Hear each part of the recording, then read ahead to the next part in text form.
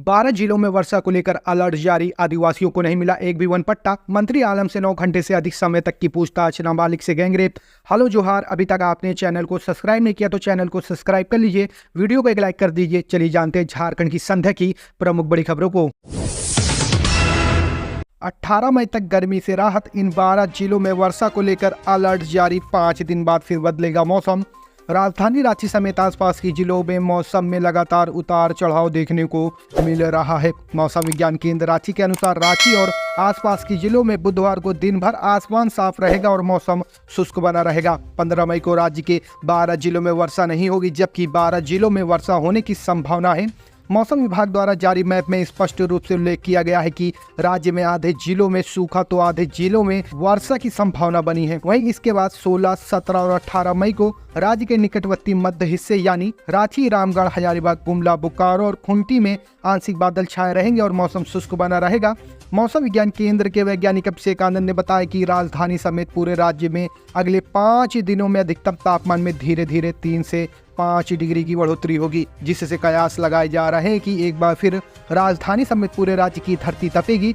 उत्तर पूर्वी हिस्से यानी देवघर, दुमका, गोड्डा, पाकुड़, गिरिडीह, जामताड़ा और साहिबगंज में कहीं कहीं मेघ गर्जन के साथ हल्की वर्षा होने की संभावना है। इसे लेकर विभाग ने अलर्ट भी जारी किया है। पिछले 24 घंटे के मौसम की बात करें तो राज्य में कहीं कहीं मेघ गर्जन और आंधी के साथ हल्की व मध्यम दर्जे की वर्षा हुई। सबसे अधिक वर्षा 36.8 मिलीमीटर पूर्वी सिंहभूमि के थाल भूमगढ़ में हुई। अधिकतम तापमान 39.6 डिग्री सेल्सियस डाल्टनगंज में रहा, जबकि न्यूनतम तापमान 21.4 डिग्री रांची का रिकॉर्ड किया गया। रांची में अधिकतम तापमान 35 डिग्री सेल्सियस रिकॉर्ड किया गया है।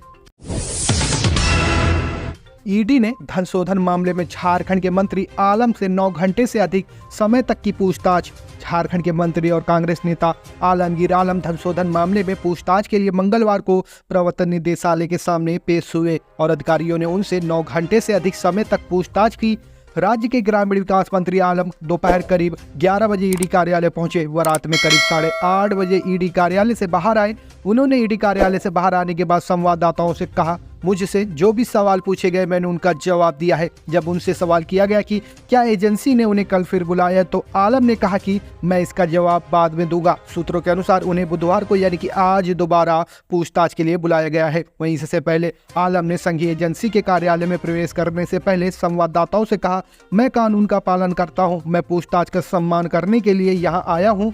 ईडी ने पिछले सप्ताह आलम के निजी सचिव और राज्य प्रशासनिक सेवा के अधिकारी संजीव कुमार लाल और घरेलू सहायक जहांगीर आलम को उनसे जुड़े एक फ्लैट से 32 करोड़ रुपए से अधिक नकदी जब्त करने के बाद गिरफ्तार किया था। मंत्री को धन शोधन निवारण अधिनियम के तहत अपना बयान दर्ज करवाने के लिए मंगलवार को रांची में ईडी के क्षेत्रीय कार्यालय में पेश होने के लिए कहा गया था। धन शोधन की जांच राज्य के ग्रामीण विकास विभाग में कथित अनियमितताओं से संबंधित है।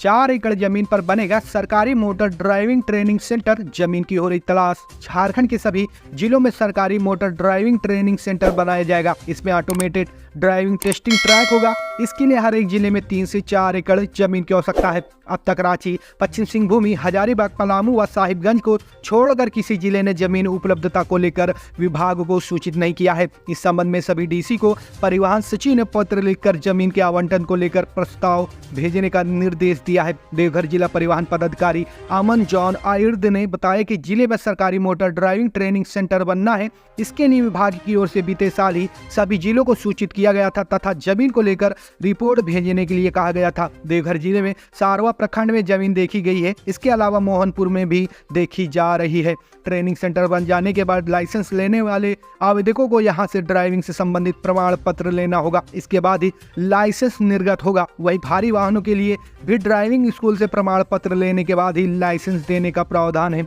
वर्तमान में देवघर जिले के आवेदक धनबाद तथा अन्य जिलों से प्रमाण पत्र के लिए वहां के ड्राइविंग स्कूल में नामांकन कराते हैं। सभी जिलों में सेंटर हो जाने से लोगों को अधिक सुविधा मिलेगी, उन्हें दूसरे जिले में जाना नहीं पड़ेगा। झारखंड में जालसाजी करने वाले अस्पतालों की सूची ईडी को भेजने के बाद माफी दे रहे मंत्री। झारखंड सरकार ने आयुष्मान भारत योजना में जालसाजी करने वाले अस्पतालों की सूची प्रवर्तन निदेशालय को तो भेज दी, लेकिन अब स्वास्थ्य मंत्री उन्हीं अस्पतालों को माफ करने में लगे हैं, जबकि जालसाजी करने वाले अस्पतालों के खिलाफ प्राथमिकी दर्ज करने और उनका लाइसेंस रद्द करने का प्रावधान है। आयुष्मान भारत योजना में जालसाजी का मामला प्रकाश में आने के बाद ईडी ने अगस्त 2023 में स्वास्थ्य सचिव को पत्र लिखकर इससे संबंधित ब्यौरा मांगा था। ईडी ने जानना चाहा था कि झारखंड सरकार ने आयुष्मान भारत योजना में सूचीबद्ध अस्पतालों द्वारा किए गए कितने फर्जी दावों को पकड़ा है। इसके अलावा जालसाजी करने वाले अस्पतालों के खिलाफ दर्ज प्राथमिकी सहित की गई अन्य कार्रवाई की जानकारी मांगी थी। इसके बाद से स्वास्थ्य विभाग ने राज्य के 7 जिलों के 13 अस्पतालों की सूची ईडी को उपलब्ध कराई थी। इन अस्पतालों पर 500 से अधिक फर्जी दावे करने सहित अन्य प्रकार की जालसाजी का आरोप है। इधर ईडी की भेजी गई सूची में शामिल अस्पतालों को अब स्वास्थ्य मंत्री ने माफ करना शुरू कर दिया है। 17 मई को रांची में अमित शाह का रोड शो, 18 को बोकारो में सभा। केंद्रीय गृह मंत्री अमित शाह 2 दिवसीय झारखंड दौरे पर रांची आएंगे। श्री शाह 17 मई को सांसद व भाजपा प्रत्याशी के पक्ष में रांची के चुटिया में रोड शो करेंगे। साथ ही लोगों से भाजपा प्रत्याशी संजय सेठ के पक्ष में वोट देने की अपील करेंगे। वहीं 18 मई को बोकारो में चुनावी सभा को संबोधित करेंगे। इससे पहले श्री शाह ने झारखंड में पहले व देश के चौथे चरण के चुनाव से पहले खूंटी में चुनावी सभा की थी। इधर 19 मई को प्रधानमंत्री नरेंद्र मोदी झारखंड पहुंचेंगे। वह जमशेदपुर लोकसभा क्षेत्र के घाटशिला में चुनावी सभा को संबोधित करेंगे। प्रधानमंत्री अब तक झारखंड में 4 चुनावी सभा व राजधानी रांची में रोड शो कर चुके हैं। उनकी चाईबासा, पलामू, गुमला, चतरा व गिरिडीह में चुनावी सभा हो चुकी है। प्रधानमंत्री नरेंद्र मोदी व गृह मंत्री के झारखंड दौरे को लेकर प्रदेश भाजपा ने तैयारी शुरू कर दी है। कार्यक्रम को लेकर पार्टी नेताओं को जिम्मेवारी सौंपी गई है। 4.5 साल गुजर गए पर आदिवासियों को नहीं मिला एक भी वन पट्टा। राज्य में आदिवासी हितैषी होने का दावा करने वाली कांग्रेस समर्थित झारखंड सरकार ने भी आदिवासियों की सुध नहीं ली। पिछले 4.5 साल में एक भी आदिवासियों को वन पट्टा नहीं मिला है।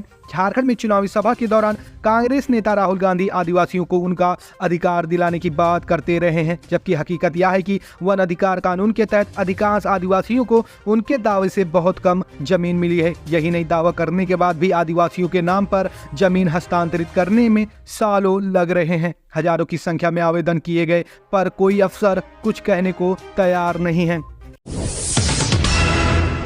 झारखंड का एक गांव जिसका नाम लेने में लोगों को आती है शर्म, पता पूछने पर बताने से करते हैं परहेज।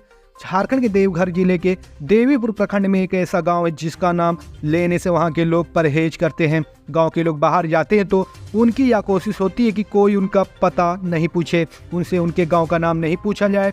यहाँ तक कि इस गांव के लोग अपने रिश्तेदारों व मेहमानों के बीच भी अपने गांव का नाम लेने से हिचकिचाते हैं। इन सभी परेशानियों से बचने के लिए अब ग्रामीणों ने नाम बदलने का निर्णय लिया है। बताया जाता है कि एक बार इस गांव के एक व्यक्ति को दूसरे गांव के लोगों ने मजाक में बोल दिया कि आ गया भैंसिया वाला। हालांकि इस बात पर कोई विवाद तो नहीं हुआ, लेकिन लोगों ने तब से अपने गांव का नाम बदलने का मन बना लिया। इस गांव की महिलाएं व लड़कियां अपने गांव का नाम बताने में ज्यादा असहज महसूस करती हैं।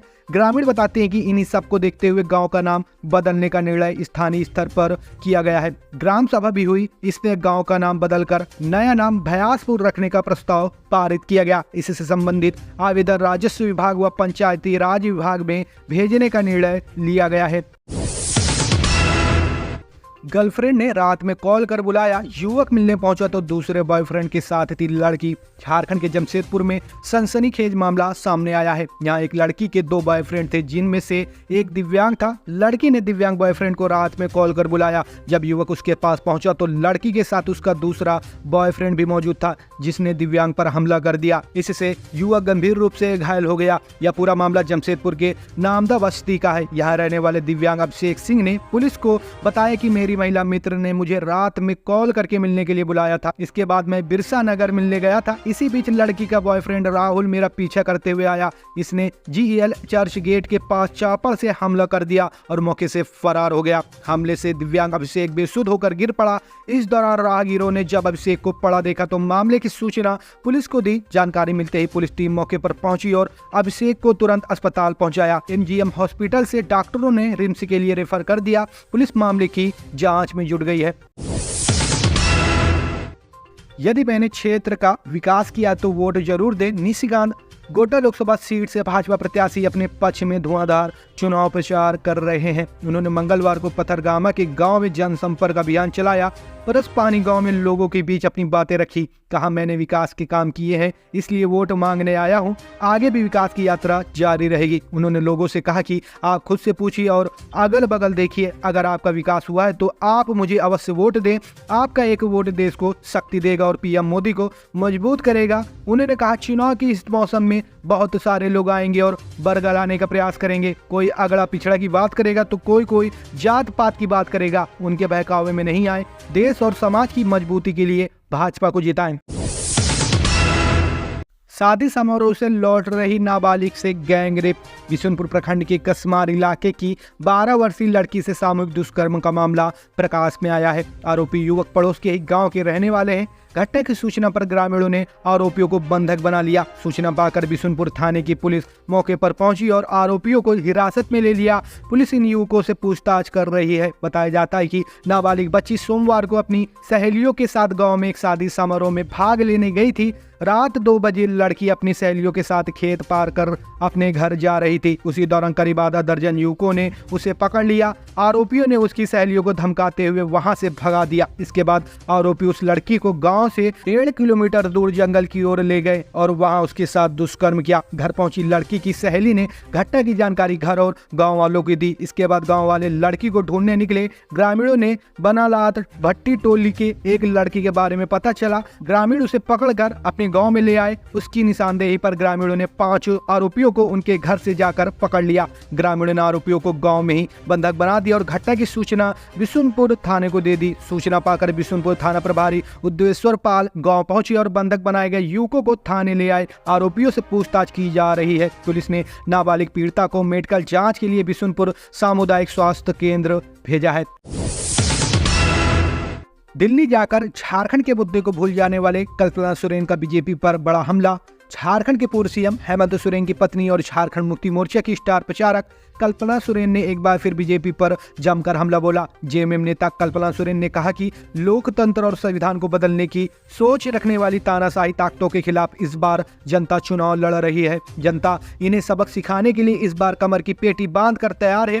कल्पना सोरेन मंगलवार को कोडरमा लोकसभा क्षेत्र के तीसरी में इंडिया गठबंधन के तहत सीपीआई के प्रत्याशी विनोद सिंह के समर्थन में चुनावी जनसभा को संबोधित कर रही थी। इसी दौरान उन्होंने बीजेपी को तानाशाह करार देते हुए घेरा। गिरिडीह में युवक की दिन दहाड़े चाकू मारकर हत्या। आक्रोशित लोगों ने किया सड़क जाम।